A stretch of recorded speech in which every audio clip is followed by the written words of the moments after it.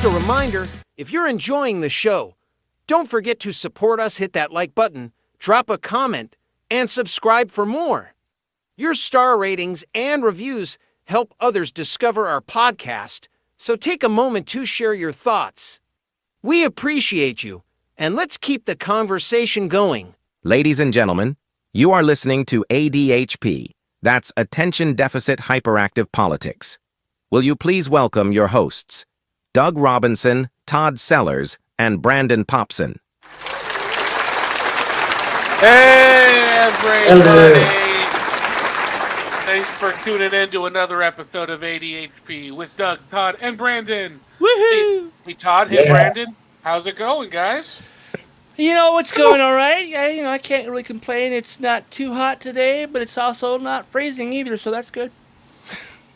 Yeah, I enjoyed my day. I barbecued some burgers. Hung out with my cat.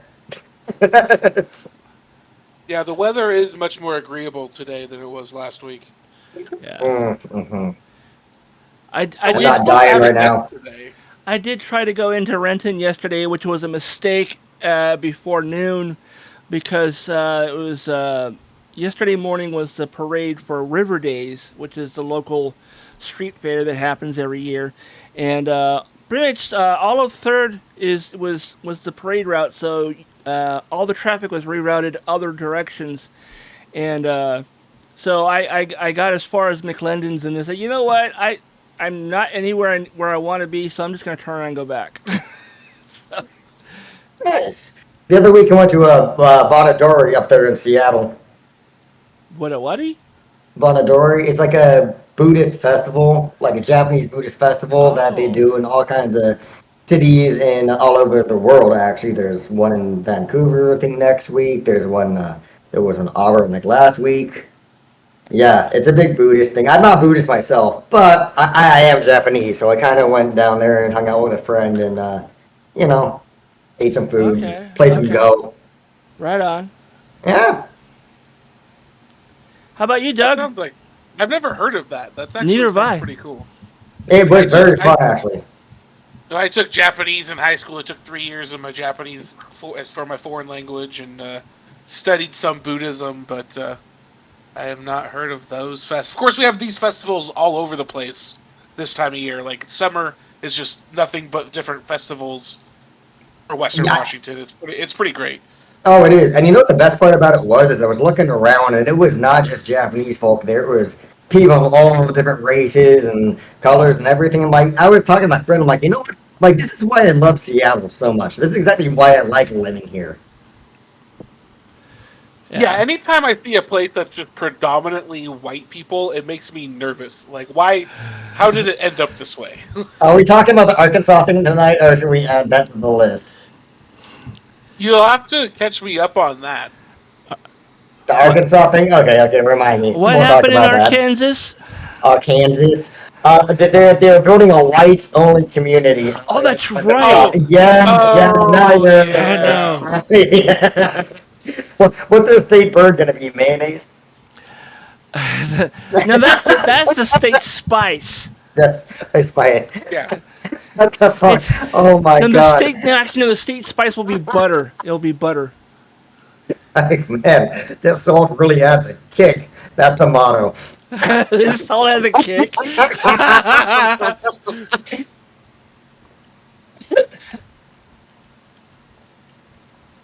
Alrighty. I'm sorry. I thought about that story and it made me laugh. I was dying with my friends at work about that the other day. Yeah, that's funny. But no, you're talking about the Seattle festivals and everything around here and the parade in Renton, and they did the Torchlight Parade in Seattle, which they now can do down the waterfront since they've demolished the viaduct and they did the whole new park. That whole new park on the Seattle waterfront just opened this past weekend, actually. Okay. We're recording here on the 28th. It just opened on the 25th. It looks beautiful. I haven't gone down there myself yet, but looks like they did a hell of a job down there. I was in Seattle a couple of weeks ago. I went on my birthday. I actually went with a friend to the aquarium. That's the word. Okay, aquarium. yeah, so you were down there, yeah. Yeah, and It's amazing, honestly. Having that place like being a walk, like a walking friendly area, it made it Yeah, cool. It made it nice to be down there. I actually enjoyed my time down there, which Seattle tends to stress me out, to be honest with you. right. No, But for sure. Anytime you got to go, it's always stressful. But now it's cool. You don't even have to really, you don't have to drive in there. You can take you can take a bus to the light rail. yep, yep. I don't know how people can be opposed to these like walkable cities. It's wild to me that people think that's a bad thing. Like, God forbid you don't need to jump into your car and pay $25 for parking in a city. Yeah, God forbid you should be able to live in a city without owning a car. Like Yeah, or if you that's own a car, not like paying for, like tons of money just to drive, across the city, like as right. opposed a couple of blocks. Like, why is that bad? How can you be opposed Yeah, to that? our cities should be like if we're thinking future forward, our cities should be places where you just once you get into the city, you can park away your personal vehicle, and then you just can travel all around the city by various means of public transit, whether it's a bus, whether it's a light rail, whether it's people movers and sky bridges and things like that. Like the city of the future doesn't need a car to get around it, and there's no reason not to be thinking about that. Oh, I agree, 100%. Yeah.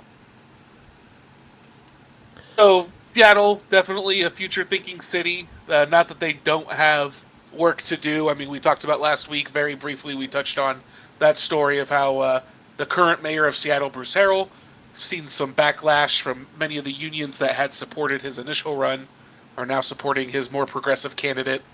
And anytime there's a more progressive candidate in the race, that's who I tend to pull for whenever feasible. So Seattle mayoral candidates.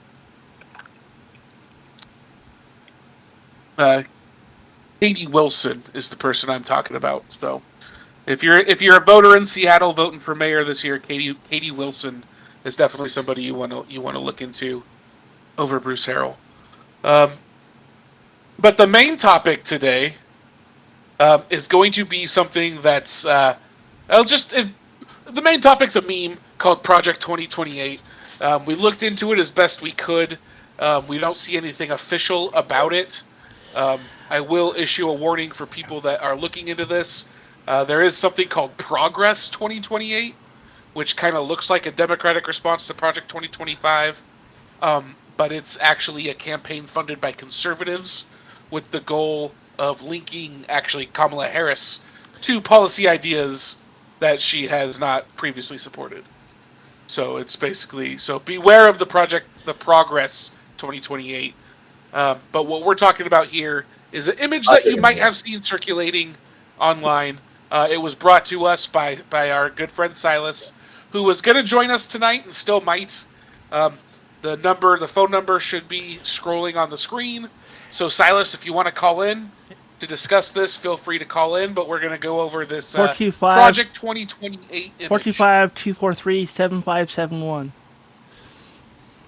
Sorry. It was scrolling Yep, fair across the enough. screen, so I was like, I'm going to read it while it's there. And Todd, I don't know, are you able to put this image up on the stream? Yeah. Hold up. Just so people can see what we're talking about. But I yeah, had it's something that people are sharing on the socials, and it's full of good ideas. Some more feasibly sounded. They're some of more sound feasibility than others. Um, but yeah, I guess we can just get into it. Are we all able to look at a copy of it right now? Brandon, Yeah, Yeah. are you yeah. okay? So I'm just gonna read through the list real quick, and then we'll go back to the first one and kind of give our thoughts.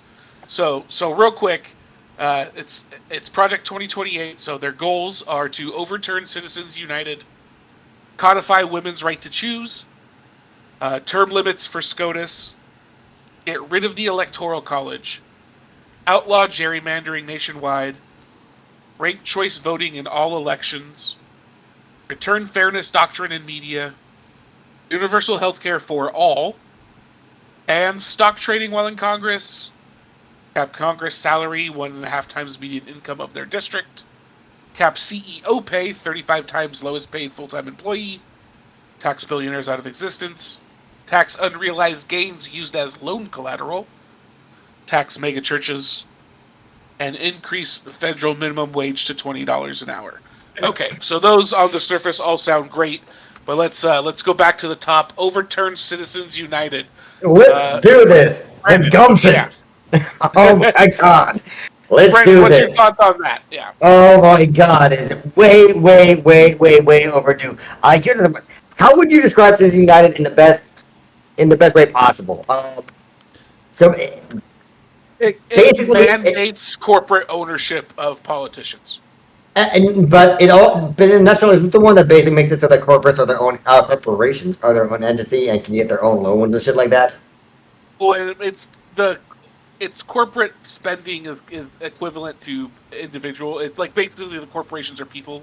But people too, yes, that's it, yes. Okay, that's what I'm saying. Yeah, okay, yeah. So basic car, yeah. Yeah, this needs to go, So like 100%. in terms of spending on like political campaigns, you can't limit them from spending towards a message. You know, I knew what it was. I just want to make sure it was right. Yep, nope, turn that shit over. It is one of the worst pieces of legislation that has ever been passed. Like, I mean, if you think about it, it defeats the purpose of capitalism. Isn't the purpose of capitalism that people are putting their money up and their name up and their credit up in order to, to reap the benefits of that?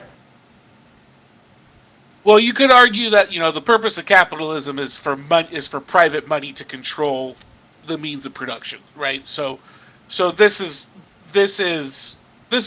capital taking ownership of political candidates, right? It's basically and messaging on elections. So we basically have capitalism taking over the public sector in terms of our ability to control who controls it. You know what else this thing doesn't have on here? This list doesn't have that we need to talk about is lobbying. Well, we'll have to. I suppose you'd have to do a lot of lobbying to get some of these things. So I guess we can't outlaw the lobbying. Yeah. I mean, maybe. I mean, yeah, I guess. Yeah, realistically, yes. Realistically, okay. Yeah, yes. But no, I mean, you guys have any thoughts on that? Like, I doubt any of you guys disagree with overturning Citizens United. This is basically when we turn to a late stage capitalist society. Was the second that fucking passed. Yeah, by my account of what's wrong with this country, and particularly what's wrong with the Democratic Party, because that's the one party that should be fighting harder for this country, and that's what happened to them, what broke them, and Citizens United is basically the final blow that broke the Democratic Party to where before it was highly incentivized to be corporately owned to now the corporations are going to have their candidates. And you can either be one of them or not. And those candidates are going to be the best funded candidates in the field. And that's what a whole bunch of Democrats sold out to. It's it's the battle. They're trying to battle good billionaires versus woke billionaires versus not woke billionaires. And we need to stop. The only way out from under that fight is to get rid of Citizens United. Ah, yes, absolutely. Yes, that is just a terrible. Yeah, because it should be a fight of the billionaires versus everybody else. Like, everybody should be teaming up against the billionaires to do the thing that this thing says, which is tax billionaires out of existence. I mean, you would think people would be for that. It's amazing to me how many, poor-ass people will sit there and act like they're going to be billionaires someday. Yeah, was it Mark Twain that said that so many people consider themselves temporarily embarrassed millionaires? Or in this case, temporarily embarrassed billionaires. Yep, it's insane to me. Now, when it comes to overturning Citizens United, and this is something that goes also hand in hand with the other item of term limits for SCOTUS, the only ways to overturn Citizens United is to either one, have a have a new makeup of the Supreme Court and get a decision up to them that can overturn Citizens United, or two, a constitutional amendment. Yes, realistically, Which one is less impossible? Yeah, given the current political climate, both of them are pretty much impossible. I love the term limits for SCOTUS, but I feel like a better way to go about that one would be expanding the court. Yeah, I mean, I I feel think like I feel like we should have done. I feel like the window was open under Biden in his first 2 years. I felt Yeah. like with what Trump had done, there was political will to be like, okay, you know what, we're gonna, Mitch McConnell denying Merrick Garland a hearing was a historical wrong, and Trump and all his tomfoolery is a historical wrong. We're gonna right these historical wrongs by expanding the court to 11 or 13 or something like well, that. Dave, I think it's supposed to be representative of the people who live there, right? So it would probably be even higher than that. Yeah, and there's nothing in the Constitution that says how big the Supreme Court should be. It's just an act of Congress that sets the terms. So while they had Congress, they could have done it. They really Now, should have shouldn't they have like they 50, had, like one for each state? or at least one for. I mean, yeah. Why not? My Why? argument was like 39, but yeah, we have a Well, whole house of justices. yeah. Why is this being left up to like I think it's a very arbitrary number, like from a much younger nation? You know, it doesn't make much sense Well, to we do started anyway. as 3, and then it went to 6, I believe, and then it went to 9, and then FDR, as part of his New Deal first 100 days, was going to expand the court to like 12 or 12 or 15, but in order to preserve the 9 count, the right justices agreed to resign and allow FDR to replace them, and so he got his majority on the Supreme Court that way, instead of having an expanded court. And I'm like, Short-sighted. why didn't we even try that? Why didn't Biden even try that? Well, that's the one thing about Biden that it was his biggest negative was he did not like to fight super hard. He got elected because his you know willingness to work with the right and get stuff passed. But the modern right doesn't see that as working together. They see that as weakness. So they stopped him from doing anything that he should have done. And I could go into this more. I was just talking to a friend about this the other day. I'm trying to stay on topic. This is one of those. Nope. Okay, moving on. Yeah. So I think the point that's going to come up with a lot of these is some of these, it's going to require a new Supreme Court or a constitutional amendment. And in the case that we have the ability to get a new Supreme Court or constitutional amendment, that's going to be a lot of different things. We could get all of these stuff if we had a constitutional convention where we had the votes prepared and the voters prepared to pass these things. So I was just looking online because I remember hearing about this 2028 thing like late last year, early this year, and I'm looking on TikTok where I originally saw it, and I came across a video of a content creator who's basically saying it's not a real thing. It's something that someone created just as a kind of an answer to 2025. Right. And I agree. I agree 100%. No, I have seen this graphic before. I have not seen any kind of united push from any Democratic leaders or anything like that. Even any kind of smaller groups to try to get this done. Oh. And on a realistic level, most of the stuff would not pass by the metrics of establishment Democrats. You want to talk about taxing billionaires out of existence, capping CEO pays at 35 times lowest paid full-time employees. You want to talk about something that's going to get kickback from some of the Democrats' largest donors? It's going to be that. Do you guys want to hear the audio from this video talking about the 2028 thing? I mean, what are they saying? You can just break it down for us. I mean, I haven't listened to it. I know that this guy, he posts a lot of stuff that is not inaccurate. So who is this? This is from Good Trouble on social media. Okay, we might as well. How long is it? It's probably a minute. Okay, let's go. All right, let's do it. Detailed scheme outlining Kamala Harris's plan to build migrants' houses with your money and feed them your children. I'm paraphrasing. Unsurprisingly, it's made up.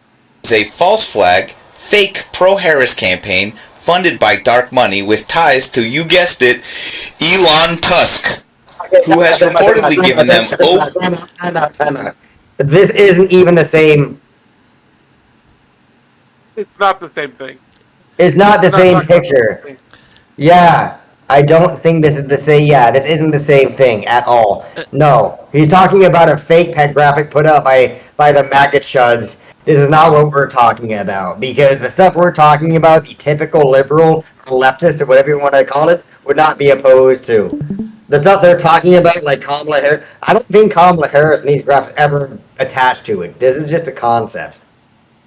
He's talking about some much more extremist type of movement Okay. on TikTok. This is not what we're talking about. No. I mean, because it says, I just did a search for Project 2028, and this is one of the things that this is the first thing that popped up. Yeah, was that on TikTok? Yeah. I mean, it doesn't. Okay, there's your song right there, man. No. Yes, yes, No. yes, You know, stop. yes. Really, stop. Oh, yeah, no. Seriously.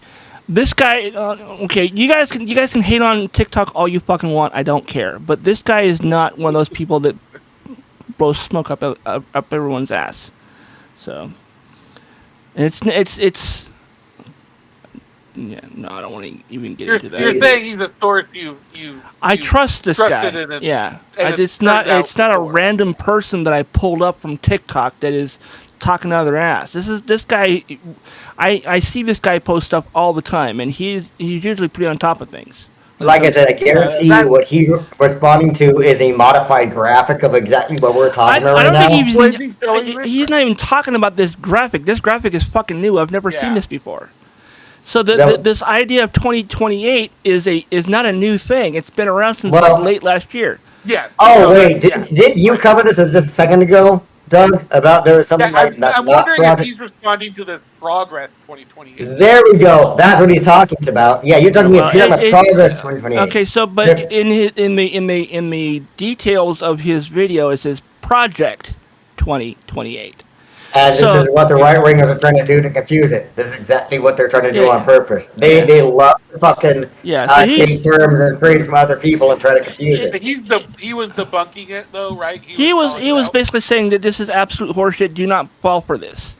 And because the things he was talking about were things that were talked about in late last year, like November of last year. Now it may have evolved into this graphic that's on the screen. But it's not. It's. The first time I heard of this Project 2028, it was more or less kind of an internet meme saying, "Yeah, we'll show them. We'll do this, and this, and this." And I don't think it was ever meant to be a real thing. But people are liking what they're seeing and they're going with it. Exactly, the thing he's responding to is not this. The thing he's responding to is I'm pretty sure he typoed. He's talking about Progress 2028, which is a Republican thing, and Doug brought that up before. He brought that up that that's a freaking conservative, basically psyop, what do we call it? Like, so I downloaded the video, so if you guys actually want to see it in its entirety without it being played on the podcast, I'll send it to you guys later. Yeah, we can check it out, and then we can come back to it next week if there's something that. Here's one that does actually have that graphic, and this is from the 20th of this month. Okay. If it had had this graphic, that's probably more accurate because I can't imagine it's more recent for sure. So I can't imagine most leftists who disagree with anything on this graphic. Like if you're anyone who disagrees with this graphic is a hardcore right winger, hardcore. Let's see. Right, if you disagree with them as goals, I could see people maybe being like, "Oh, well, they're not feasible or something," but yeah. But nobody would disagree with these as aims. I don't think. It doesn't look like this is. We'll get to some of that. I have some nits to pick. Oh yes, absolutely. Same here. I'm just saying that let's dig into this a little deeper, not just look at the surface of this and then. Because this graphic is actually a screen grab from TikTok if you wanted to really go into that. So,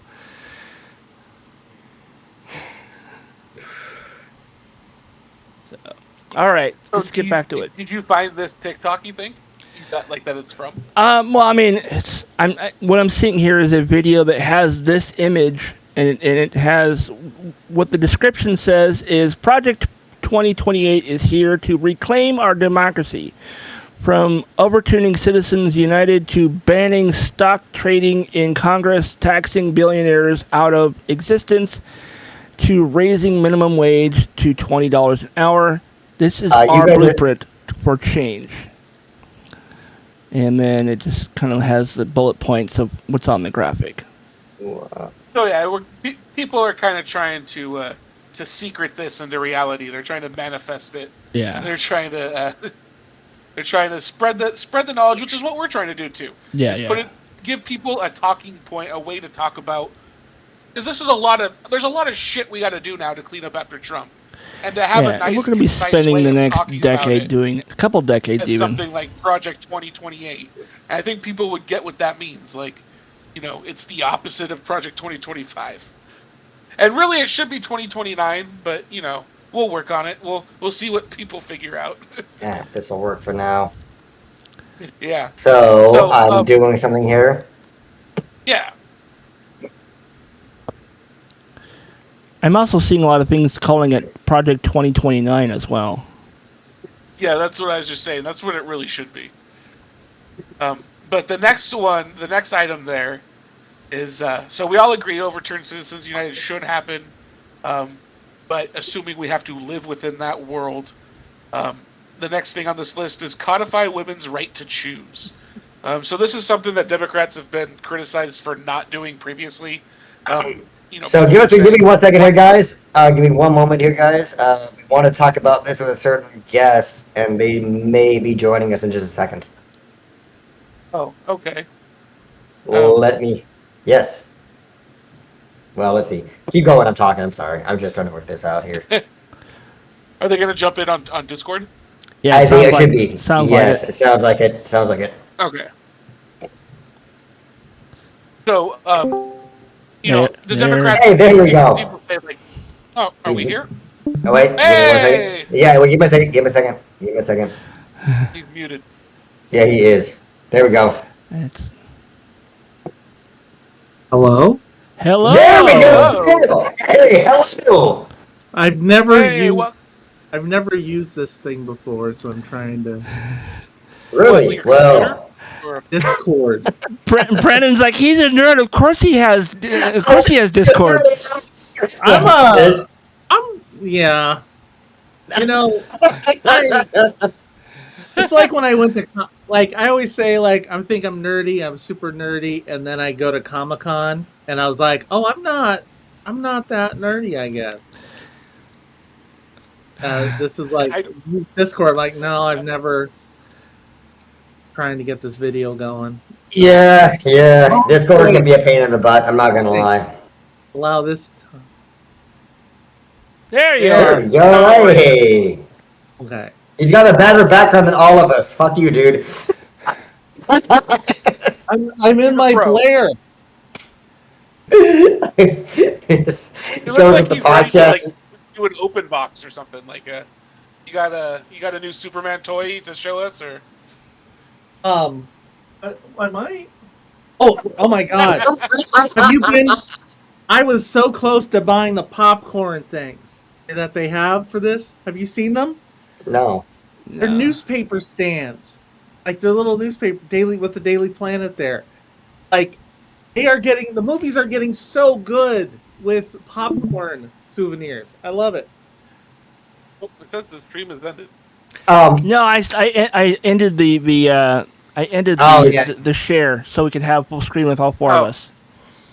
Oh, you okay? Well, right to me. Are we live? We are live right now. We were just talking about the Project 2028 thing. Actually. Yeah, we just got started. We're on the second item. Okay, I'm pulling it up here. So Silas sent us this image. Where did you find it? You just find it on Facebook, Silas? Facebook or I don't know, Threads somewhere, making me angry. Are you a Threads guy, or are you a Blue Sky guy, or are you everything? I think I have a Blue Sky account that I don't look at. I've started getting involved in Threads. I don't know. It's feeding me junk to make me mad. So You know, Maybe Blue Sky might be Yeah. more your speed. I think it was there, huh? Blue Sky might be more your speed. Because There's just so many. I'm like, could just everyone just do Facebook so we can all know where we're gonna be. I don't want to. Oh, the man, the chase. all these people that are mad about Meta. Facebook is it's just us and our advertisers. I don't get a bunch of strangers in my feed.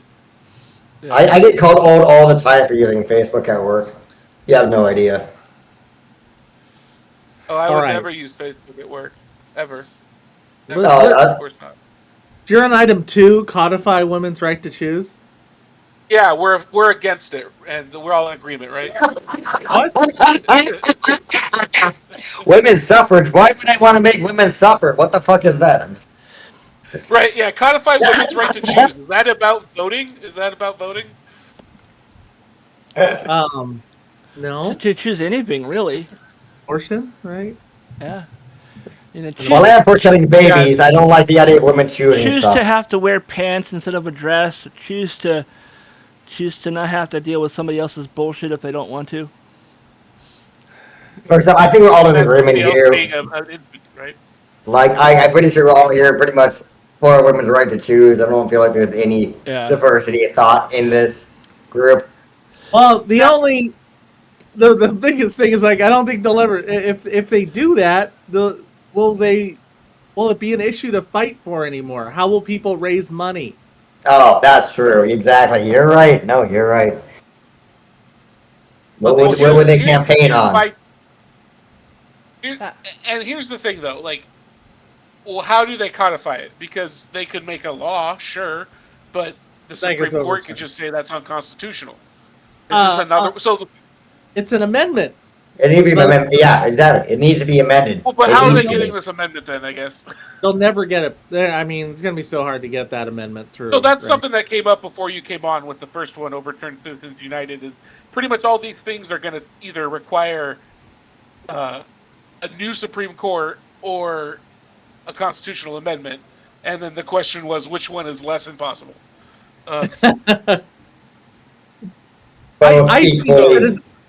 I think Citizens United, more people would actually be. A lot of the politicians don't want to get rid of it, probably, but I think you could probably find more people across the aisle that would be cool with it. Like, the blue collars on every side are probably in favor of overturning. Right, you could get the NASCAR dads and the educated college-educated moms to agree to that. Like, Do you go with the MAGA coach?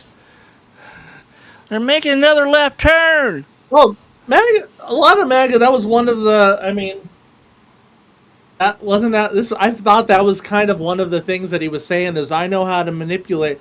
I know how to do all this stuff. So when I get in there, I can fix it. Like, they've kind of forgotten that.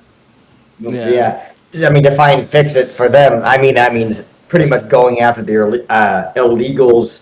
It seems to be enough for them for fixing it. Oh, anyway, yeah. I just think it'd be funny. I don't know. Does any other country in the world have abortion in their constitution? Does any other country need to have it codified like that? Because religious assholes keep trying to fuck with it. Did Canada recently do anything in theirs? I'm not sure.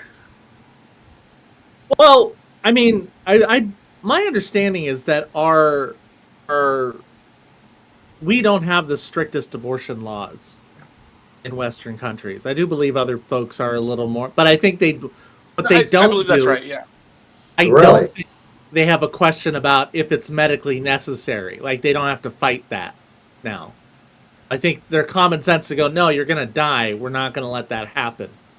Right, like pretty much in any other country in the world, you could just be like, health of the mother and have an abortion. But now you can't in America anymore. Mm-hmm. Yeah. I'm looking at an EBS article right now that talks about abortion in other countries. Are you fact checking? And what does abortion law look like around the world? Real time. About 100 countries have some restrictions. typically permitting abortion only in limited situations, including for socioeconomic reasons, risk to the physical or mental health of the woman, or the presence of fetal anomalies. So socioeconomic reasons for having an abortion. Wow. I mean, it's valid, I guess, but it's... Oh, it's totally valid. I mean... Well, you're poor. Can't really afford this, baby. So, I mean, yeah, that makes sense. It is the part that is weird, I think, about Republicans, because you think they would want to, like, yeah, we hate poor people. We don't want more poor babies. But they do want poor babies because those poor babies can go work in their factories. Elon Musk's mom straight up said it during an interview. Like, if we don't have, like, people that have babies, who's going to work in my, son's factories? Oh, really? No. Yeah. I like father. Apparently, the global trend in abortion law has been toward liberalization. Since 2000, 38 countries have changed their abortion laws, and all but one, which was Nicaragua, expanded the legal grounds. Since 2020, Argentina and Thailand legalized abortions with certain gestational limits. Mexico decriminalized it, as did South Korea, and New Zealand eased its abortion restrictions. Most recently, Colombia made abortion legal on demand up to 24 weeks of pregnancy. Mm. I mean, it makes sense. Trying to force a woman to have birth, see, it's kind of fucked up upon, like, any kind of inspection. The tendency of the world, isn't it, to become more progressive? Yeah, Like, I would say so. Look at the disbandment of, like, with slavery all over the world. I would agree. As they're allowed to experience it, people gravitate towards that.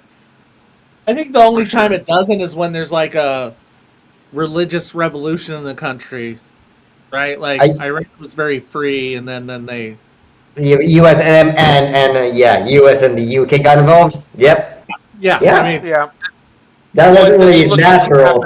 We made that happen to them, but I agree in concept. It was religion.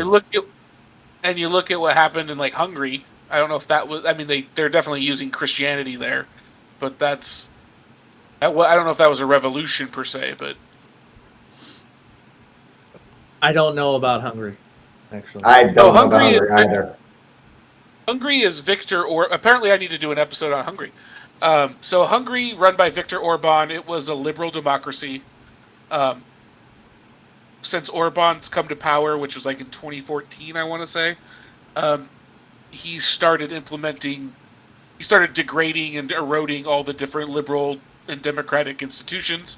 Basically, the playbook for what Trump's doing now in Project 2025. So Viktor Orban turned everything into a Christianized, nationalized version. Getting rid of homosexual marriage. Basically, just doing a Project 2025 on Hungary. He's starting to really lose popularity now. He might even be thrown from power here soon, but he is a strong man, and it's going to be interesting what happens there. Oh, so they have a prime minister and a president. I have heard of Viktor Orban. I didn't know about everything else. That name though definitely has crossed my news feed. Yeah, if you want to look up any articles about, like, Trump's playbook or something along those lines, you'll find stuff about Orban.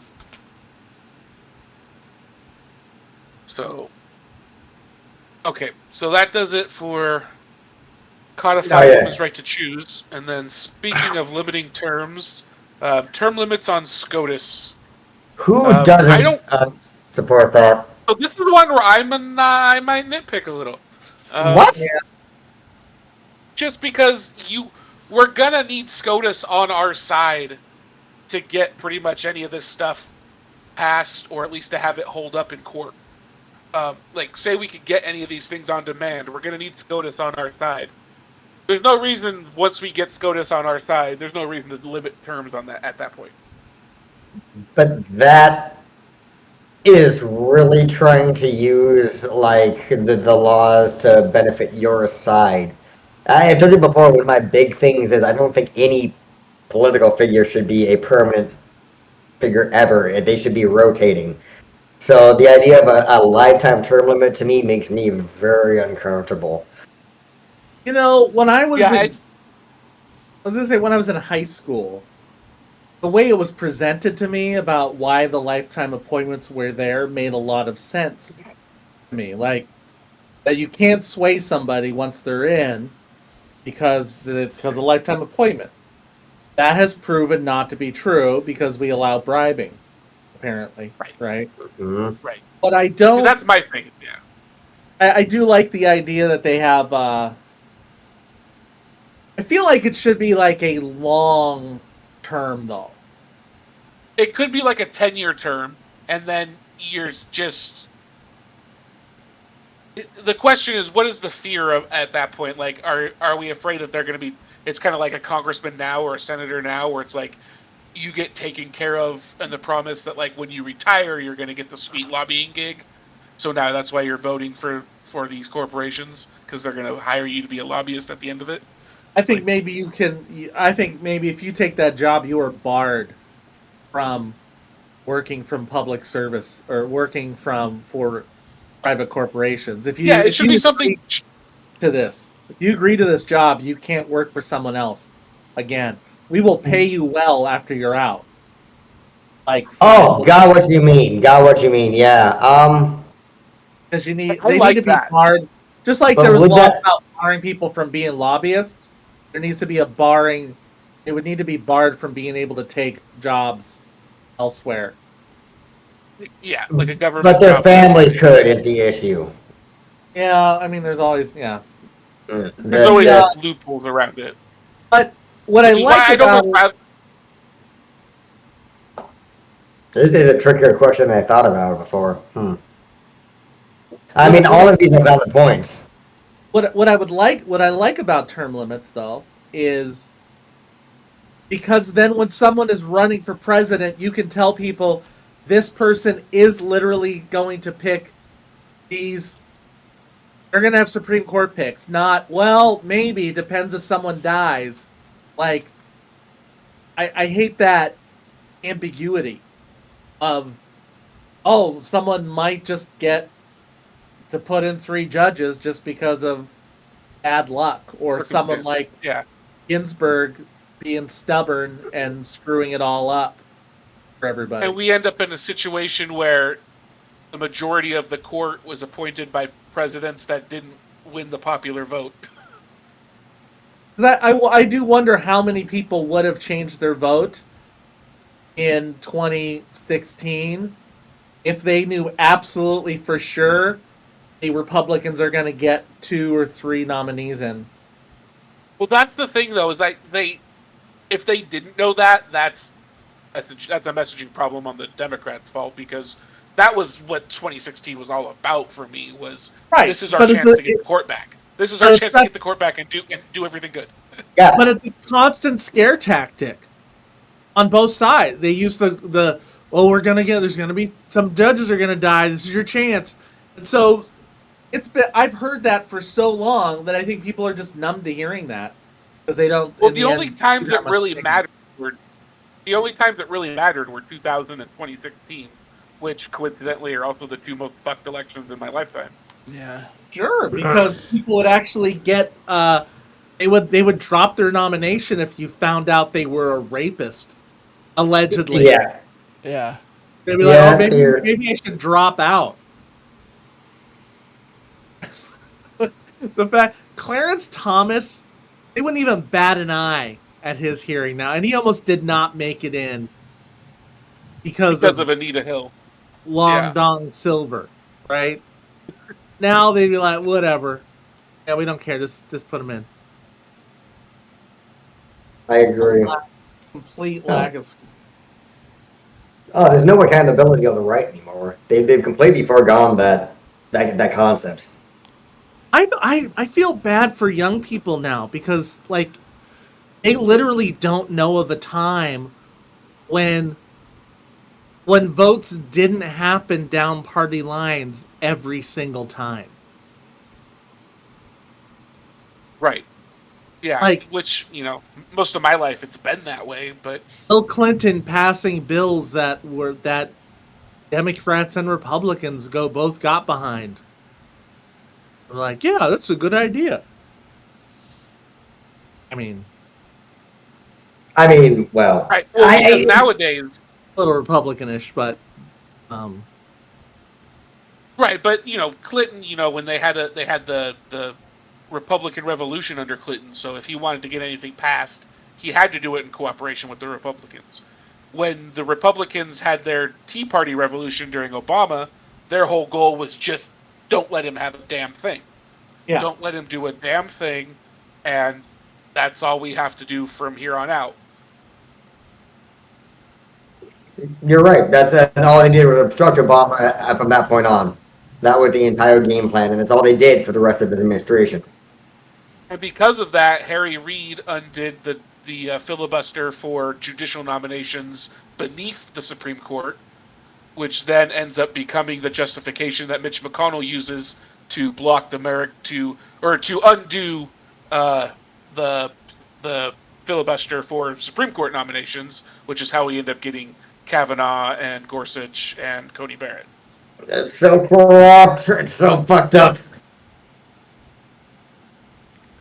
Yeah. So, I mean, again, the best thing I think to get any of this would be, and I'm going to combine these next three items into one thing we're going to call voting reform, but get rid of the Electoral College, or at least render it moot by having enough states sign on to the Popular Vote Coalition. Which, if you don't know what the Popular Vote Coalition is, that's the name I'm just giving it right now. I don't know what it's actually called. But it's states decide how their electoral votes are distributed.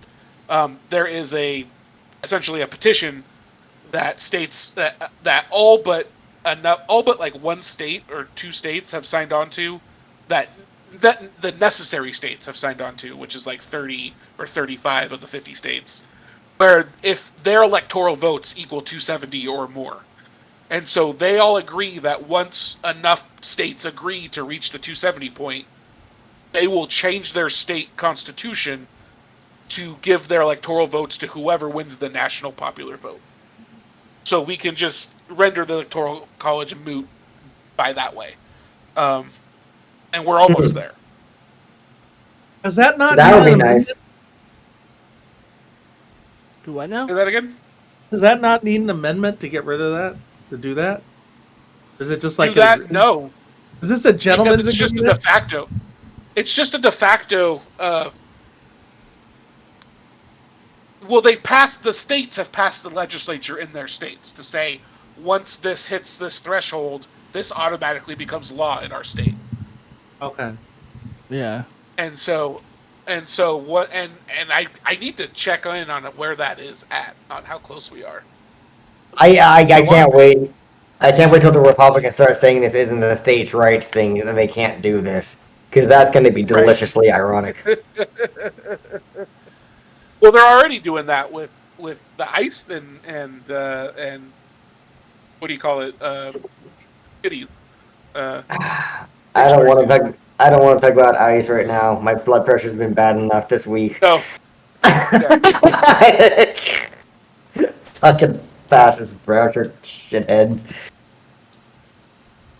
But if we could actually reform national voting and outlaw gerrymandering and institute ranked choice voting, I mean, then we can pretty much get all the good stuff that we want out of our government, because the people in government are going to have to be that responsive. Yeah, but good luck passing that. That's the issue. I love all these ideas, but they just one of the things when you say them out loud, it's like, man, could you imagine what it would take to pass this shit? Like, I just can't even. You could Hey, get a popular movement against gerrymandering. I think there already is. there is. The problem is they don't give a fuck. They're just gonna keep ignoring us. Well, I mean, eventually, if it becomes a top issue, you can get people actually, you can't. you can have it show up in an election. But they did get ranked choice voting in Alaska, so if they can do it in Alaska, I think ranked choice voting and outlawed gerrymandering would Those, but for the that most, would be easier to pass, I think, than the Electoral College.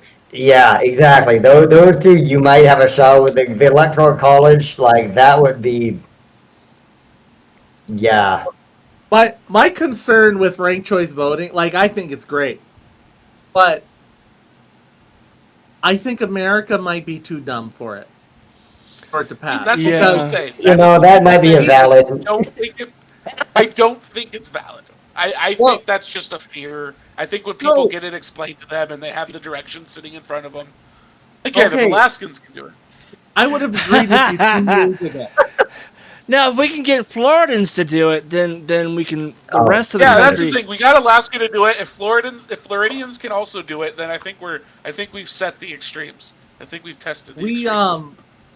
I was in the Seattle Film Critics Society. They do ranked choice voting for the awards at the end of the year, and discovering how challenging that was for some people, that made me really people.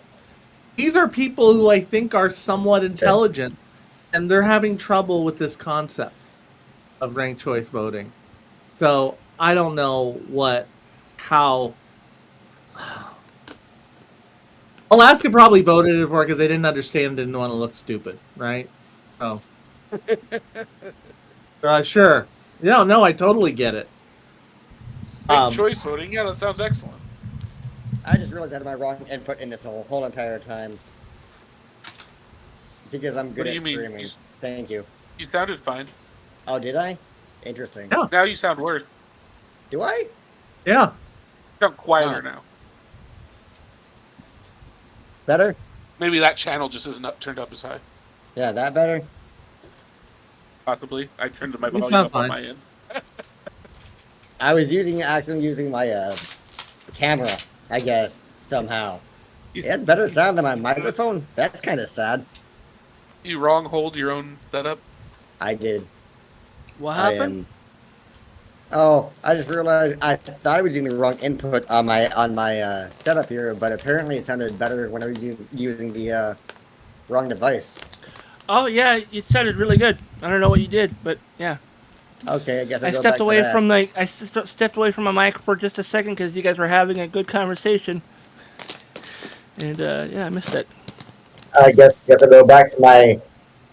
I'm actually kind of glad to hear that. I hate this microphone. Now you sound echoey. Oh, I didn't think anything. God damn it. You To be do fair, sound louder. Doug, we can't even see you, so No, that's how it's meant to be. Yeah, he doesn't like his That's background. not a bug, that's a feature. He doesn't like his background, so he doesn't turn his camera on. My camera's on. No, I'm talking about Doug. Oh, Doug. Yeah, that's fair enough. Yeah, I need my fake backgrounds or no camera. So, the next one, return fairness doctrine. So, return to the fairness doctrine. Again, that was stupid that they ever left it, but that was more of that right-wing libertarian, money and equals speech and all that jazz. So, wait, what was that? Is that where the amount of time you got on a I station? think there was equal time as part of that, yeah. They got rid of that? In like 95, 96, something like that. Yeah, that was a while Oh, why would Republicans want to get rid of that? I would think that because stuff like Fox News isn't technically news. It's what allowed Fox News to blow up in the way it and behave in the way it does. It's why they're able to do so much of their certain coverage without having on anybody of the opposing side. Yep, because they're technically still not registered as a news station. They're entertainment. So I think we all agree, yeah, bring that back. Why not? If you Absolutely. have control of Congress, do it. okay. And then universal health care for all. I mean, I'm a single payer. I'm a fan of single payer. I think that's what it should be, essentially, Medicare for all. I don't know what you guys think about that. Like, to me, yes, we've said it before on this show. Universal basic income and universal health care. That's the two founding blocks to fix the country and get everything back on the right track. Like, that's... Yeah. It's one of those issues that we make me go, what? I don't understand what the point of having a country is if you're not going to be taking care of your citizens. Like it's. Do you know? Actually, I just learned. Do you know why? Do you know 3 presidents attempted to get universal health care in before Obama? Really? Remind me. Theodore Roosevelt, Teddy Roosevelt. Oh, sorry, Theodore Roosevelt. FDR.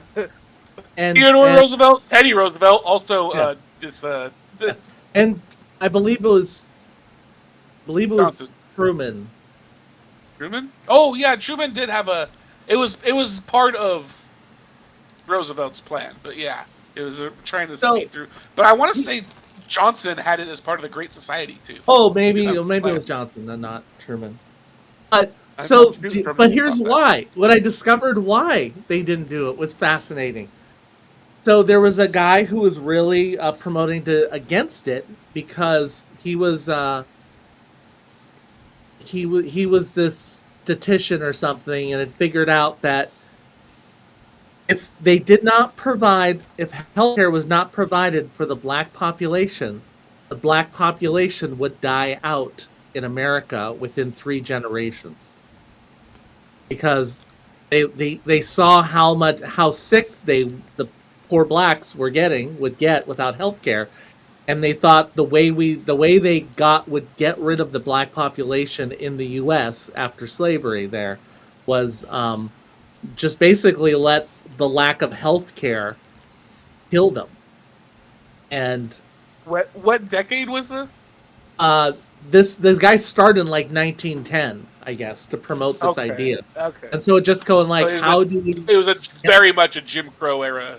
Yeah, and it wasn't until like the 50s kind of screwed it up when they started getting so when Medicaid got passed for the states to start administering, the reason the South only agreed to Medicaid if it was state run and state level decided, so that they could decide on ways to keep blacks from getting the health care, so they could still discriminate against them. So the whole reason we don't have universal health care right now is back again to racism. Well, isn't that what it always is? It's like it's like you look at the Nordic countries that have these social programs, and people are like, oh, it's because they're all white.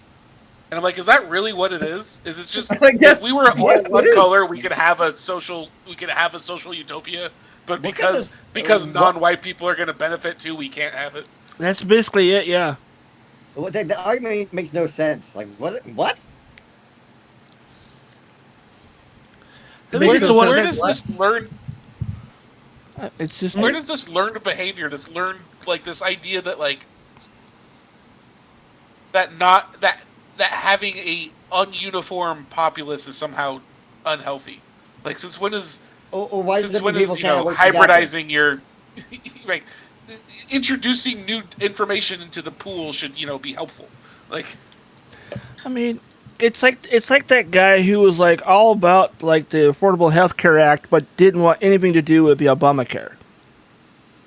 Oh, there's been a whole lot of. Well, that's get your government hands off my Social Security type. Yeah. It was like, why did they get rid of the Affordable Health Care Act? I wanted that, but I didn't want the Obamacare. That's the same fucking thing, dude. He's like, well, why'd you have it 2 names? We didn't. Exactly, you guys gave it the Obamacare name. Mm-hmm. So yeah. I saw that too. That was insane. Well, not insane. These people have no idea what they're talking about. That's why they're Republicans. But so how we get there is a whole nother deal. But how do we get like another like FDR that just like comes in and he's like, oh, listen up, this is what we're gonna do now. It's all these things. You mean somebody who's progressive who actually gets something done? Yeah, it's been a long time. Yeah, somebody who has nothing to fear. Like, yeah, like. You're right. It's been a long time. Who do you think? Is it gonna have to be The Rock? No, it's not gonna be The Rock. He's a Republican. The Rock's a Republican. Yeah. Is he a Republican now? Yes. Yeah, you can tell because he doesn't want to talk politics. He's like, yeah, I don't want to talk about that. You God. anytime someone says I don't want to talk politics, it's because they are on the side that's not doing well.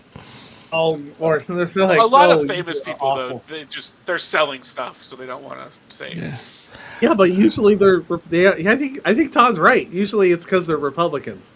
No, It he is. is I right. get Yeah. that. It's like, and this is why I think a lot of people also say I'm a libertarian. I ain't no Republican. It's the same fucking thing to me. You guys are all about your guns and your other bullshit that like the Republicans all like, but you don't want the stigma of being associated with Trump. So you're saying In a lot of ways, libertarians are worse. Like actual, like hardcore, like think about libertarians. They can be so much worse. yeah. I was gonna say To be nobody honest with you. really wants the Republican label. Like even Trumpers are like, I'm not a Republican. I'm MAGA. Right? Yeah. I'm not a rhino. Meanwhile, Kamala Harris campaigned with Liz Cheney and cozied up to Republicans and tried to get What the fuck is tried a to rhino? let her know, like if you miss the classic Republican, vote for the Democrats. Like that was really the campaign they ended up going. Rhinos are like the Reagan Republicans, like the old school Republicans. No, it means Republican in name only. So Okay. yeah, people who they say aren't real Republicans. Typically, yeah, they would say like Reagan era. I mean, I can't even say that. I think Trump is a natural conclusion to Reagan era philosophies, like taken to their natural development. Over time. I mean, Reagan wanted to kill the Department of Education, and Reagan closed all the public hospitals, and we didn't have a homeless problem in this country until Reagan. What's the meme I saw today was. Yeah.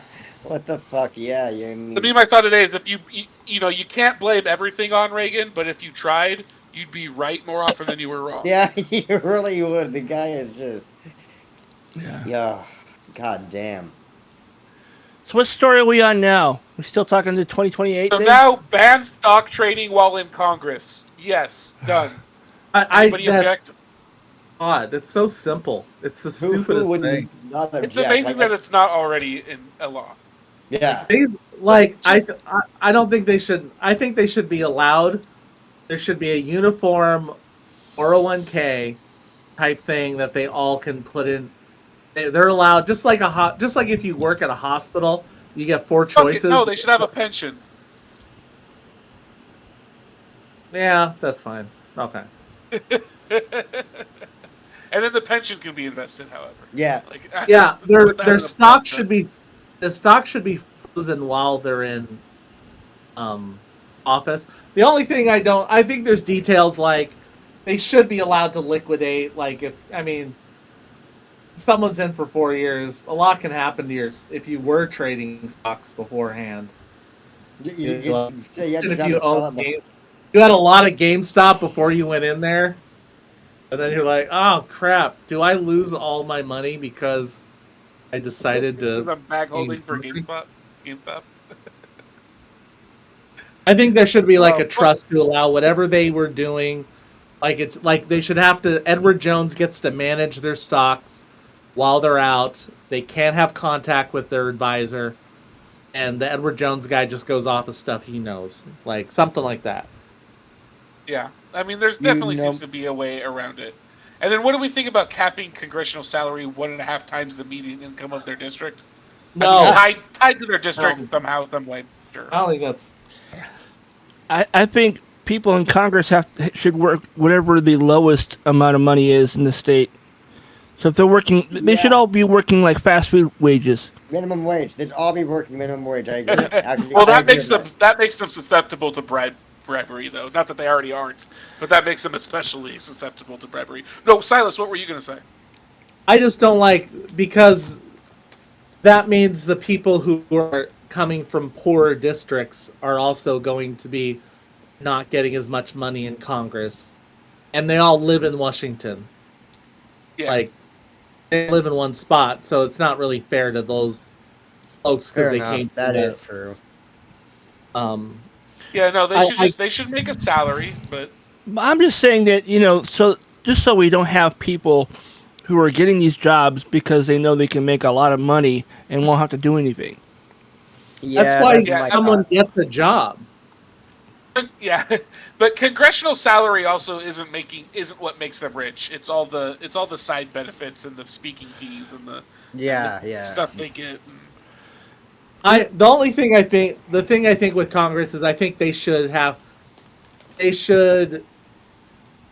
I think they should be stuck, like the idea of them stuck on the same. They have to get whatever the medical plans everyone else does.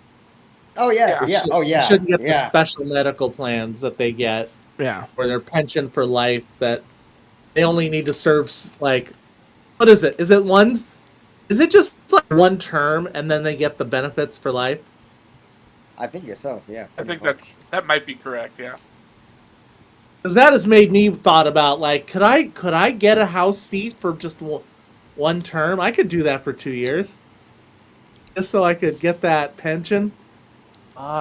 Great. They should make it so you have to like get 2 terms before you can get the lifetime thing. Prove that you can do the job before you can get it. Interesting. Yeah, you can get reelected.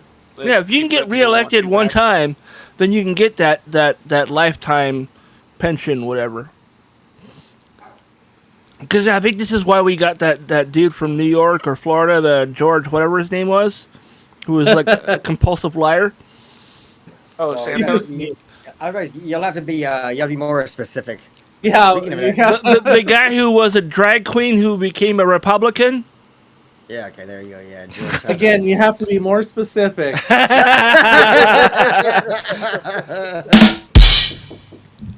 Hold on a second. Yeah. It's not going to be a I had a. What? I moved the fan so it's closer to the air conditioner. Oh, that's fine. But in terms of capping salary, like it is like Okay. that's one of my least concerning things on this whole list is what Congress people are making in terms of their salary. The stock thing is way more important to me. The fucking Citizens United is way more important to me. And then I'm going to combine these last 5 all into kind of one big discussion, which is appropriate taxation and what to do with and redistribution of wealth. Because, cap CEO pay at 35 times the lowest paid full-time employee. At the same time, we're going to tax billionaires out of existence, tax unrealized gains that are used as loan collateral, which is something we're trying to do in Washington State. Tax mega churches, tax them like a business, and then increase the minimum wage to $20 an hour. I think things like CEO pay and a minimum wage, I think those get taken care of if you're taxing appropriately. So if we tax billionaires appropriately and we tax unrealized gains and we tax mega churches, I think the minimum wage, people are going to reinvest to avoid taxes, and that's going to raise wages, and that's going to lower CEO pay. What would motivate them to put that money into their employers rather than into like expanding facilities, fucking buying more land, fucking I don't know. It's it goes into all of it, but one of the things they do is retain talent, retain staff, and hire new staff. That's one of the ways you avoid your taxes. Having a high income tax rate basically closes the window on CEOs paying themselves. And then that gets reinvested in the company. Because if they're taxed at the 90% tax rate after $1 million, right? Right, for example. It doesn't like the benefits. There's part of it that makes it better. Like, well, I'm not getting a lot more money. We should just put it back into the company should just get it. Yeah, and that's why we've seen, again, going back to Thomas Piketty and capital in the 20th century, when taxes are higher, that is when we've actually seen upward mobility in society. I mean, I agree completely with taxing the shit out of the billionaires. That I've got no issue with. I feel like taxing them and like more like writing laws to enforce like the next one that you're saying like having their wage only be allowed to be so much higher than the lowest paid employee. I think that does more directly. That's something you have to do if. Sorry, say that again, Silas. I just don't know.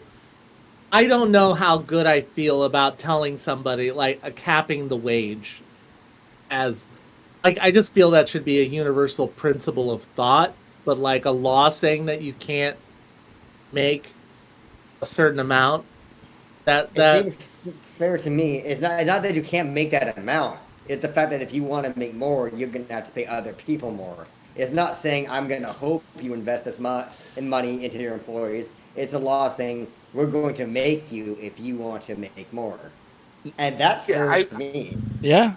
I agree. I agree with that, but I think if you are, I think the reason that law seems like it's that the reason that law is necessary right now is because taxes have been so low for so long, um, that we need that kind of uh, jump start to getting the cycle of the wealth coming back out and being paid back out.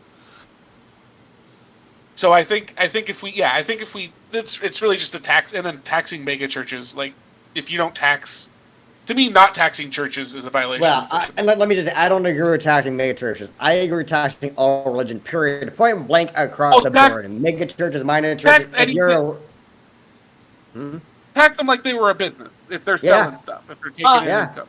okay. I would say I would make them tax. I would want to tax in after they started making a certain revenue threshold. Yeah, Like I'm okay with small organization.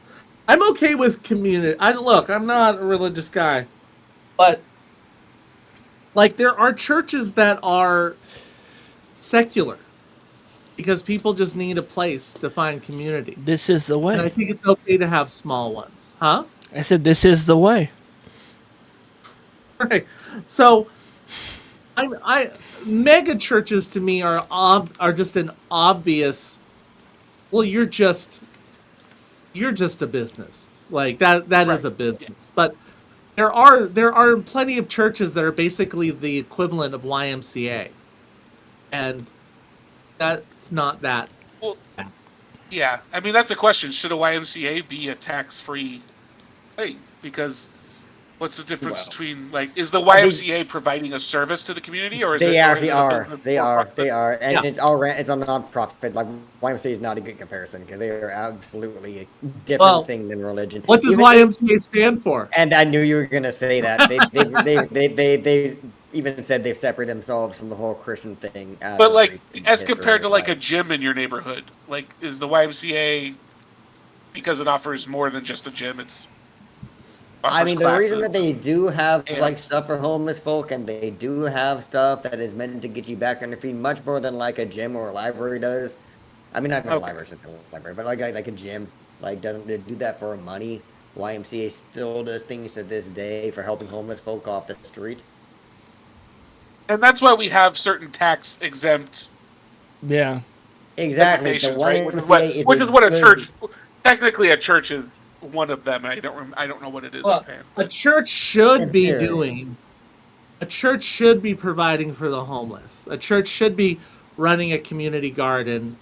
It should be what if they just did what what Jesus said. churches are supposed to be doing according to their gospel, and Yes. we wouldn't have an issue. Hmm. yeah, So I Yeah. just like the idea of like, look, if you're taking in more than I don't know, if you're taking in more than 500,000 a year, you're no longer a church. You're some fucking. You're a con. I mean, well, but you you're a already are, business. but I You're mean, yeah, you know what I mean. No yeah, church but needs to be making that much money. Period. They should be saying, "Don't give us money." If they were being moral, they'd be like, "We've got more than enough money to keep doing what we're doing.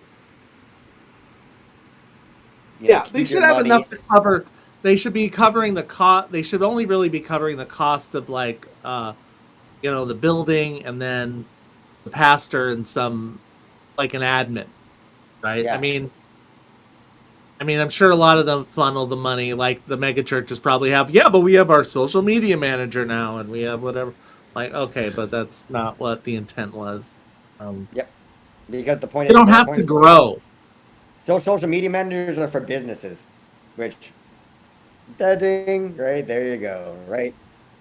I think of it like, okay, I'm the president of a rec soccer group, right, of a club. Now, there's other club presidents in my association which run the way they're running their club, they kind of run it like they're trying to grow, like they're trying to grow big, right? Like, oh, let's provide this. This will attract more people to our thing. And they're kind of running it like a for-profit business, but nobody gets paid. And I just think they've missed the philosophy of it is, no, you're rec soccer. You're supposed to really just be in your this little macro community. Yeah. Yeah, like it's not about growth. It's about providing the opportunity and having, yeah, sure, have some uh, good equipment available for the kids and do the stuff, but like trying to expand your territory or whatever, it's like, well, that's why oh, you don't need to get, or even just the trying to get the kids to play more often with them and getting brag about their numbers growth is like, well, a little creeped out by this. I just feel like you should be working your little community, be available for people to come and let them know you're there. But you should never have too much money. Oh yeah, no. Yeah, and I think a revenue limit on what's tax exempt, I think, is only reasonable to keep around because it's part of domestic tranquility to not have cons that grow to huge. Isn't there an NFL team that is technically a nonprofit? The entire NFL used to be a nonprofit.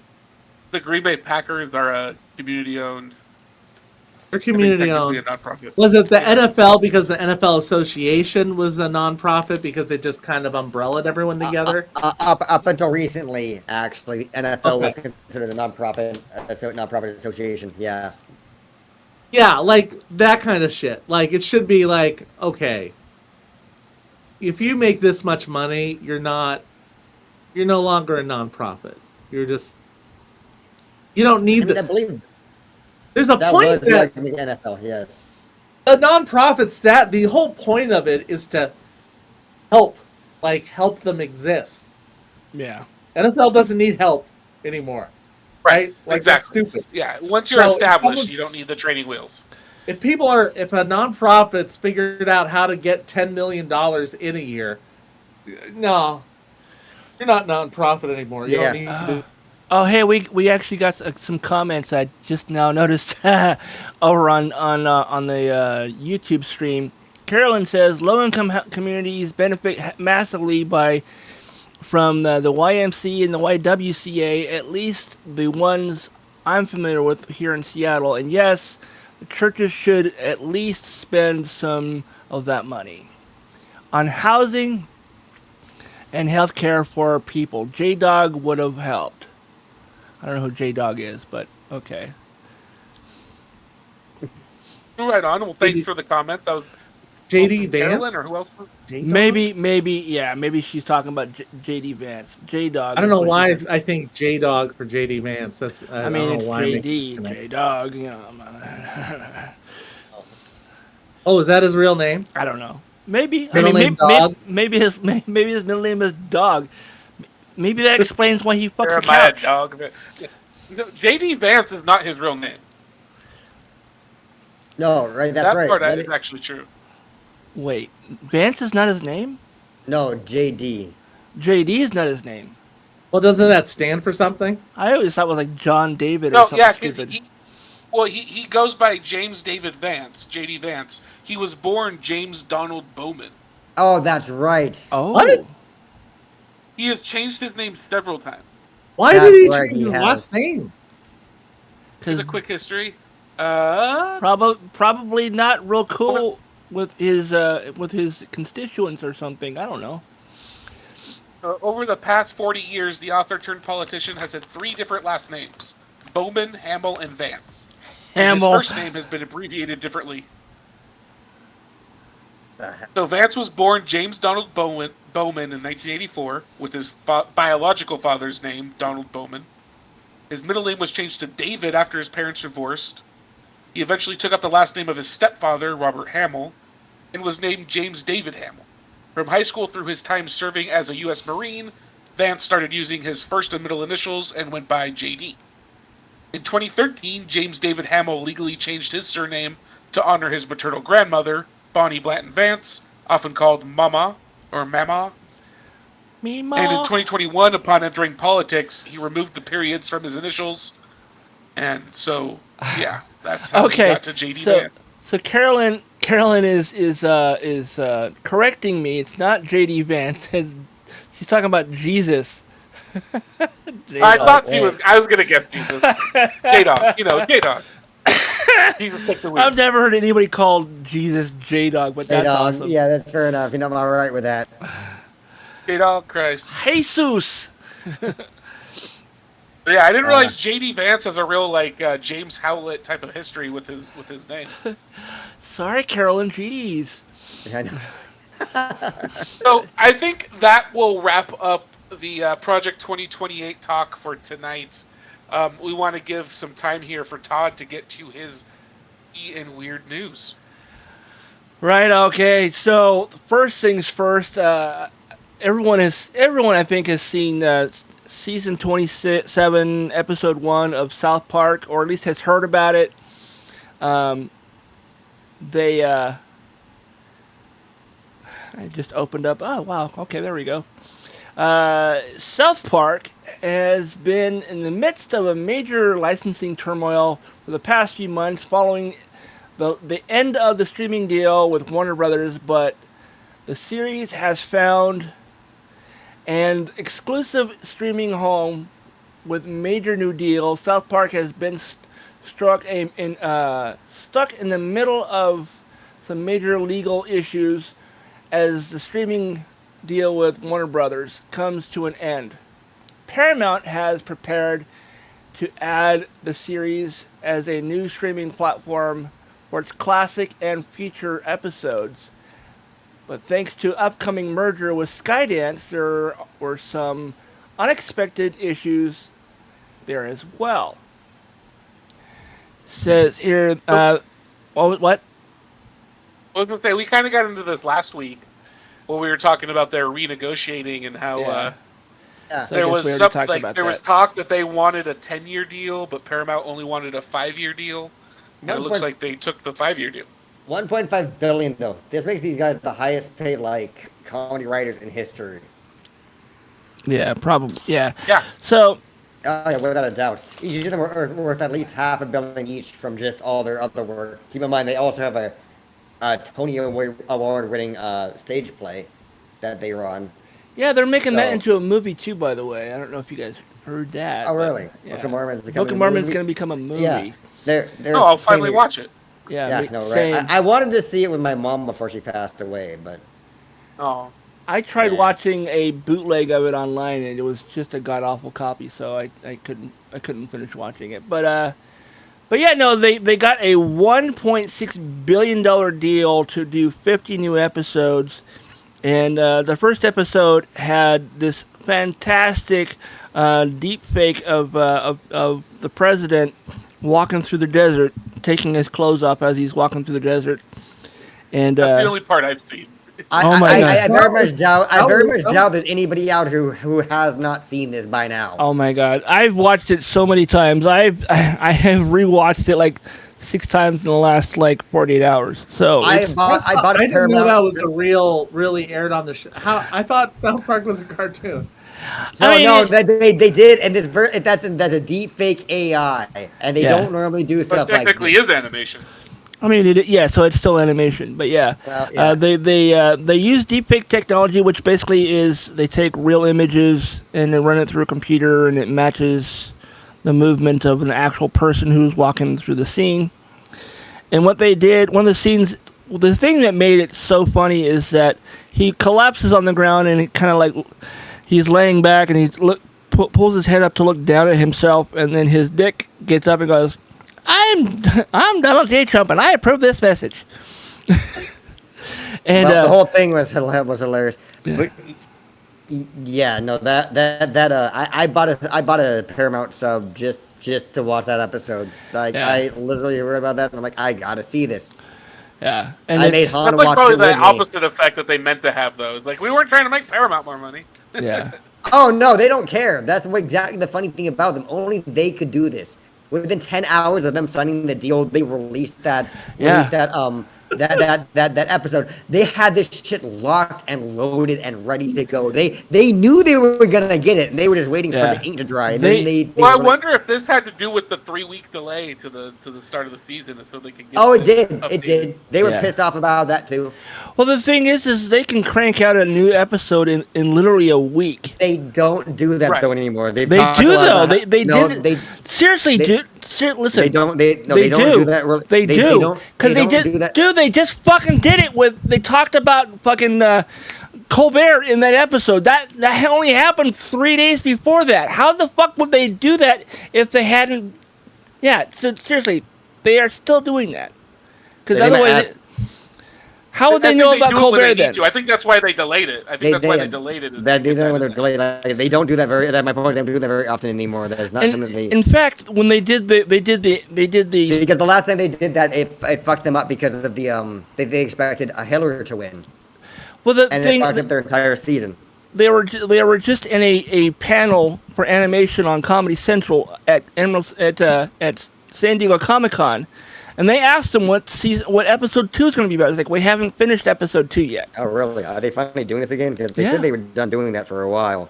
I mean, they Because probably were done for a while. Because it fucked up their entire that one season when Trump won. It fucked up that entire season. That's why the members and all that were shit, because they did not expect fucking Trump to win. Yeah. They were expecting the entire season written around that, and so they had to put everything out in like that really fast period, and they learned to hate it. They said. Yeah. Well, I mean, and It was like- they. I Yeah. hadn't heard if any changes, but yeah, that's. I didn't know they. All I I knew didn't is know about they their were 6 days stopped to air doing that. thing. I have that documentary. I watched it a number of times, and yeah, they will crank out an episode in like a week. Then they're starting to, well, that, I mean, this actually shows they want to do it again, which is my issue before, like I was saying that. I felt like they didn't want to do it again. So if they want to do it again, that's great. So, all right. So the next story I have here, and I saw this, and I think we may have talked about it too, but Disney is reportedly rebooting a classic movie franchise. It says here, Disney is apparently eager to reboot a classic movie franchise that has been part of their library for quite some time.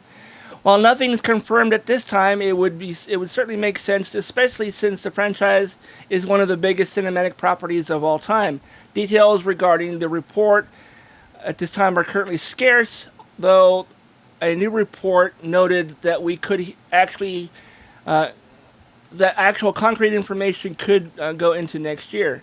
For now, the studio plans to let the franchise rest for some time given their recent attempt at a sequel, and then they'll allegedly prepare for a full-on reboot. Now, what franchise do you think they're talking about, guys? Any ideas? The Apple Dumpling Gang. I have no idea. I mean, it would be great if you know Is it we Song had of the South? It's not going to be Song of the Song South. of the I didn't want to say it. I was like, Song of the South. zippity doodah, zippity yeah. No, actually, it's We're going Indiana to be the Jones. woke version. It's Indiana Jones. Well, they've already done That's a that. Disney like, property? Disney bought Lucasfilm in 2008 or Oh, 2009. Well, you're And- talking about a reboot, not all the other ones have been sequels. You're talking about a full-on reboot. They're talking about doing a full-on reboot, like recasting everybody. Yeah. And you know what? I'm cool with that because I like those movies a lot, and you know that kind of storytelling has always been fun to watch. And we've had movies since then that have kind of tried to emulate it, but didn't have the same end result. I think like the National Treasure movies had that same kind of vibe to it, but they didn't go beyond 2 movies. They tried a TV series, but it didn't do as well. And I haven't heard anything as far as like a third movie. Nick Cage said that they tried, but they couldn't find a good solid script for that one. So, but I'm cool with them rebooting Indiana Jones, especially if they can get if they can get a good cast together. You know, the guy who played a Solo could easily do it, I think. But honestly, I think they should have somebody else entirely. You know, Yeah, he's probably like apprehensive about playing a young version of Harrison Ford again, yeah. Especially if it's a reboot. It doesn't have to look like him. I mean, the other thing they can always do, and I don't know if they'll. I don't think they're going to do this because they're trying to do a reboot and not just another cash grab sequel. Yeah. They could just do a deep fake kind of thing because this is what they did in the last one. I mean, he's like 82 years old by the time that movie finally came out. He was in his late 70s when they were filming the movie. There's scenes where he looks like he's 35, but he's walking like an 85-year-old man. And That's hilarious. yeah, they could do that if they got somebody else to do all the running around, which they did in some of the scenes where he's being chased by the Nazis and he's running across the train and all that shit. But I'd much prefer they just recast the character. Yeah, same. Yeah. I really like Indiana Jones, but I think I should. Honestly, you know, I think the person they should grab is Sean Patrick Flannery. He played the young Indiana Jones in the TV series back in the 90s. He could easily play the older Indiana Jones now. So, at least it would still be in canon, right? Yeah, that's true. All right. That is that story. And then we have. Finally is the Coyote versus Acme is getting a release because somebody else bought the rights to it. Finally. A company I think called. So is this the one that was completed, but then HBO and Zaslav? Yeah. Zaslav was like, yeah, we're not going to release it because we want to use it as a tax write-off so I can make a bunch of money. But yeah, I don't remember. I think it's a company called Dynamite bought the rights to it, and they're releasing it. And they did a full-on panel at International Comic-Con or San Diego Comic-Con where they had someone dressed as the Coyote come out and actually answer questions from the panel with little signs. That's awesome. I was going to say, answer questions. The Coyote just... Yeah, he had a bunch of them. He'd hold up a little sign, answering the question. And then the panel got interrupted by a lawyer for Acme Incorporated, and basically they are treating in the panel, I guess they were treating Acme as if they were talking about Warner Brothers. And he goes, and I think it was what is it? Will Forte, I think, is the human portion of the movie.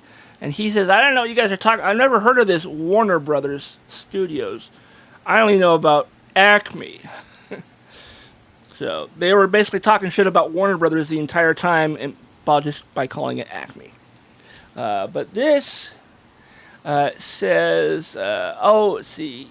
Where is it?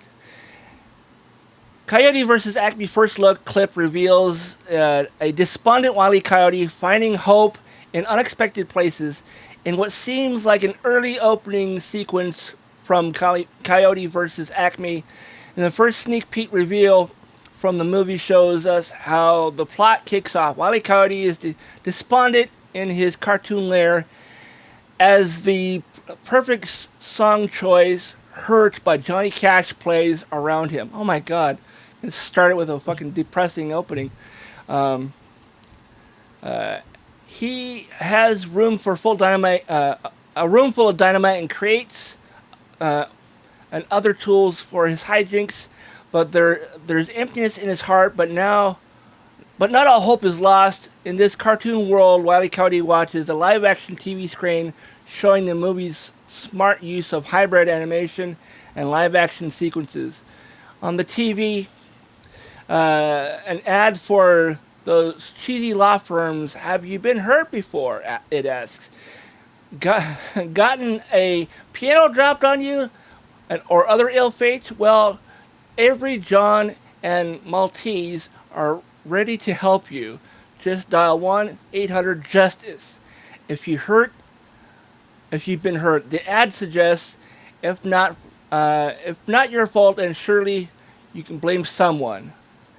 I should have read all this beforehand. Oh well. But yeah, you don't have to read the whole thing. But yeah, I'm not going to read the whole thing because there's a lot here and it's all bullshit. But no, I'm excited to see that this movie gets released. I would honestly, if I had to choose between all the things that got shelved, like eternally shelved by Warner Brothers Discovery, I would have picked Batgirl myself. But I like to look at this. I want to see this for a long time, to be honest with you. First time I heard about this, I wanted to see it. yeah, I mean, I think the last hybrid animated live action movie I saw was I think it was on Disney Plus. It was the Chip and Dale movie, which was basically like an extension of, or a sequel to rather, Who Framed Roger Rabbit. It's a very similar storyline even.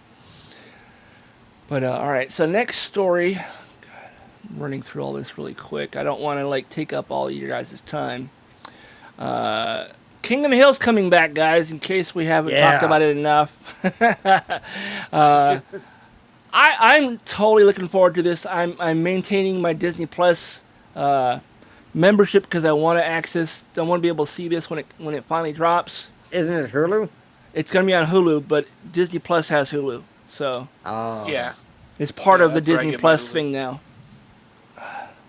So King of the Hill is gearing up for a new revival premiere on Hulu in little under 2 weeks, and this was posted on 3 days ago. It turns out some major characters have been recast heading into a new era of animation series. King of the Hill is coming back with a new season of episodes 15 years after the original ended on Fox, and the characters have aged a good deal since that time, but things have also been changing behind the scenes, also better reflect the times in the real world, as well as some of the voice cast needing a shakeup. Basically what they've done is the people that used to do the Asian guys in the show were white, so now they're not. Which is great. I think that's a good idea. I think it should. Yeah, it says here, Ronnie Chang is the new voice of Khan, which is awesome. I like him. He's funny. Taking over from Toby Huss. And 2 other Laotian characters have been recast for new rival series as well. Both Ted and Shane, I can't even pronounce that last name, Wasanasang,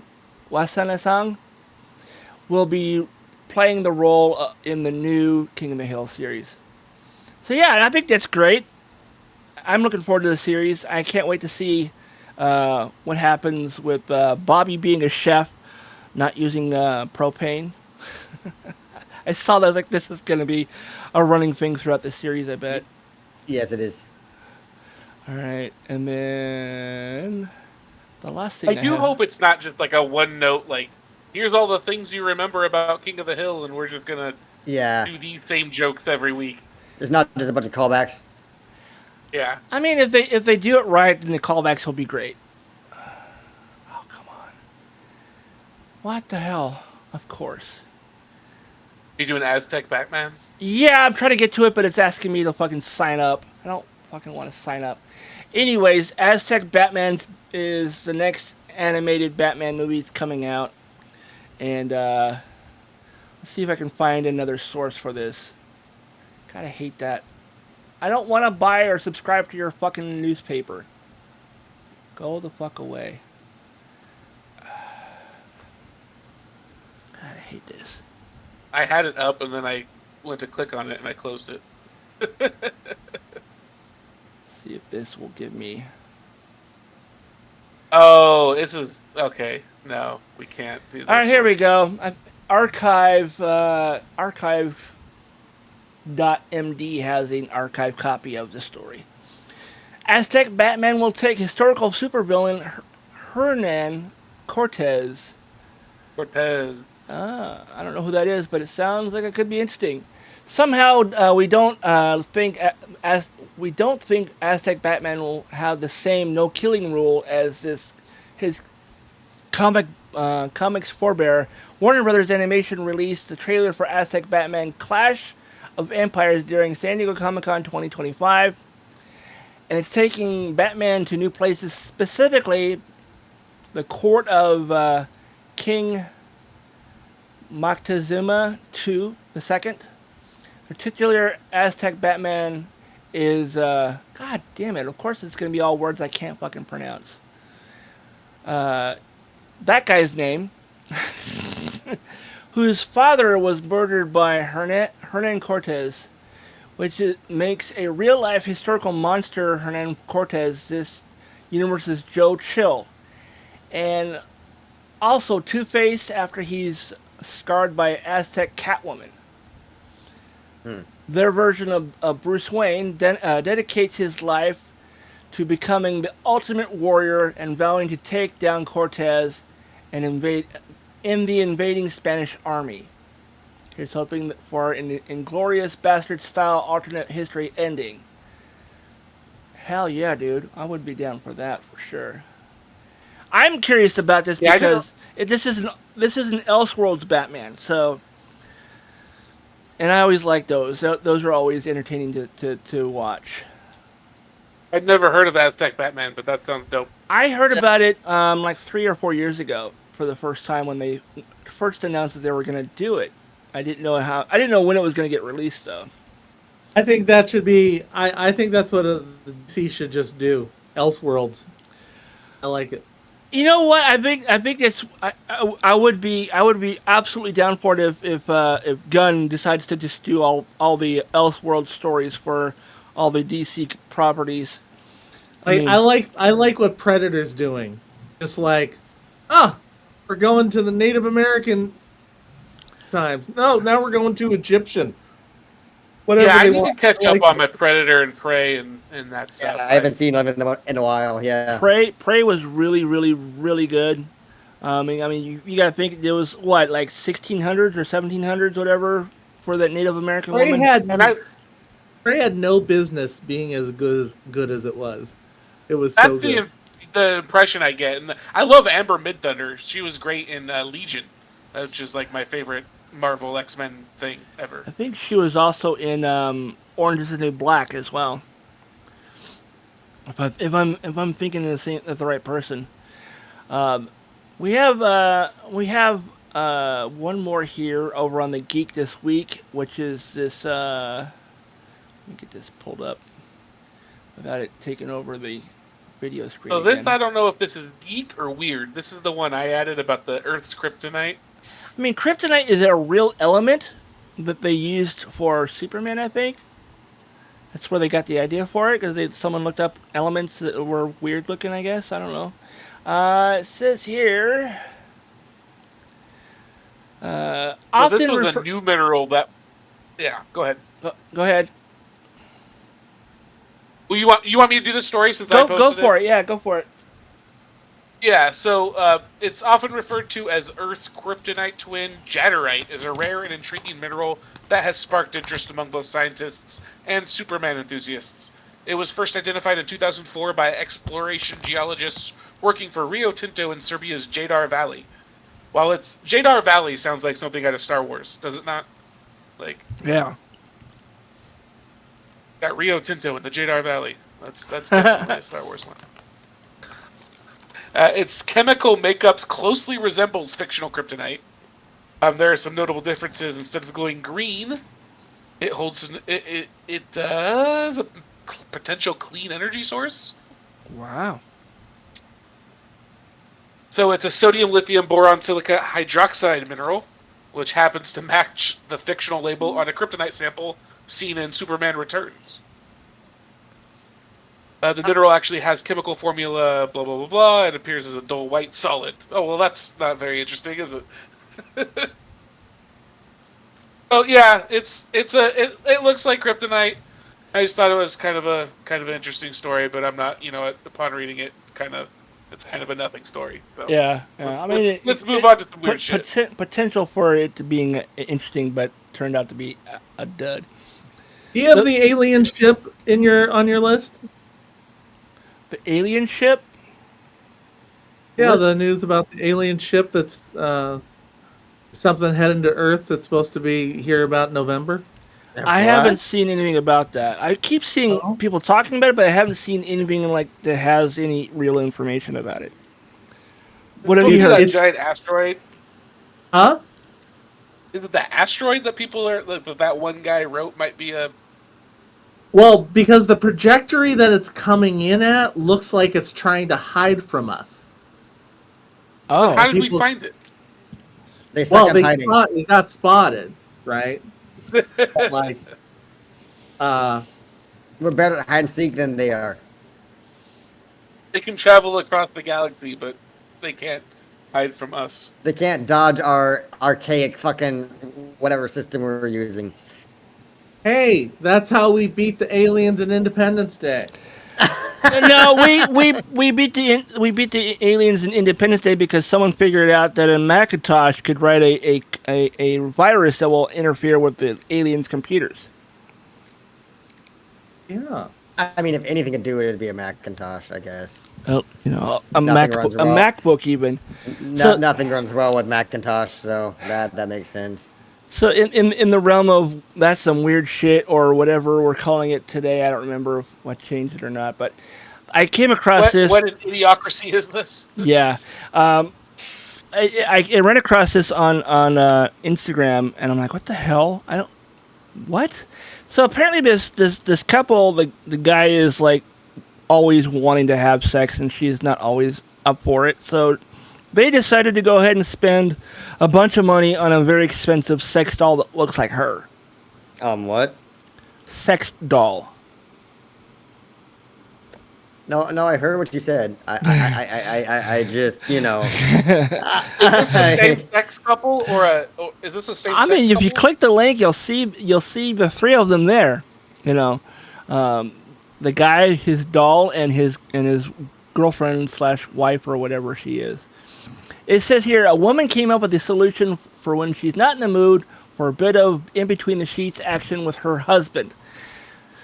Char Gray, who's 23, and her partner Callum, 28, have mismatched sex drives, so to take the pressure off and cater to Callum's high libido, the pair introduced a look-alike doll, which they've nicknamed D. Okay, I'll stop you right there, Todd. So, from what Todd said so far, Silas and Brandon, I want you to guess, is this in Europe or Florida? Florida. Ooh. I thought the game was Germany or Florida. Ooh. We're not. I don't want to get sued. Yeah. By Germany? I'm gonna guess Europe. Yeah. Todd, you want to keep going now? And it's safe to say that the 1,500 pound, as in money, doll Oh, there you go. has Really? paid wait, for they're really itself. heavy. Hold up. Are we sure that's money? Maybe he's really into big. I mean, it's got that little. I think that might be euro, actually. It actually might be euro, 1,500 euro doll. It's pounds, actually. I did a Google search on that amount. Okay. It says 1,500 pound sterling equals to about $2,002.02 United States monies. And I guess the doll has paid for herself. You see, the couple soon found that Dee spiced up their sex life so much that Char and Callum have left their respective jobs and ended an end-of-life care. They both worked in end-of-life care. Oh, okay. I'm reading that wrong. And an oil alloy painting to launch a joint career on OnlyFans. Okay, I'm out. Oh, okay. One of them worked in end-of-life care. The other one worked in painting. Okay. Okay.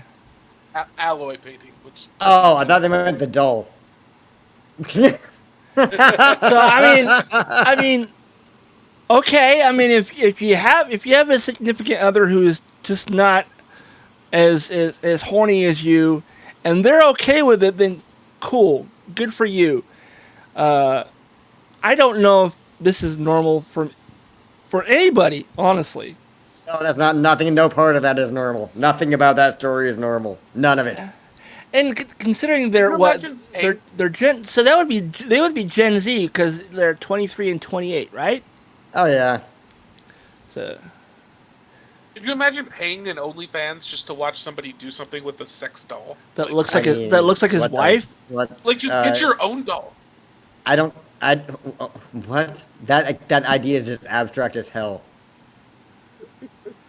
Doug, people watch people play video games. This is true. I mean, some people So I just guess like somebody would play to someone, watch somebody else play with dolls. I guess maybe that would make sense.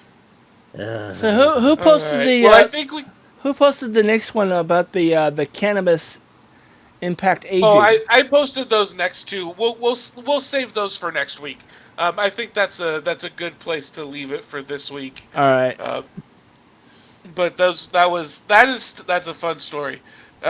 Interesting story. Yes, it is. Looking up OnlyFans. Doug's like, I want to get off here so I can go look at their OnlyFans. Yeah, I gotta go right now. But yeah, that'll wrap up for this week. Silas, thanks so much for joining us. And Sure, thanks so much for thanks sending the topic over. How can people find you, Silas? like door to door. Do you not do online stuff anymore? No, I do. At Silas Laughs on Threads and Instagram. I do that. Otherwise, Silas You gets got any real. houses up for sale?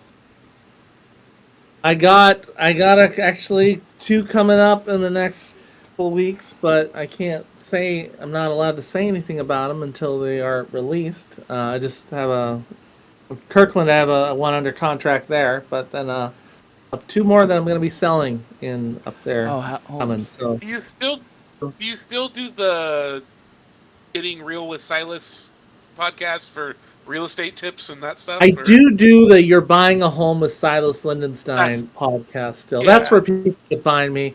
you'rebuyingahome.com. And, you know. Yeah, especially if you're buying a home in King County or even in Kitsap County or trying to buy anywhere.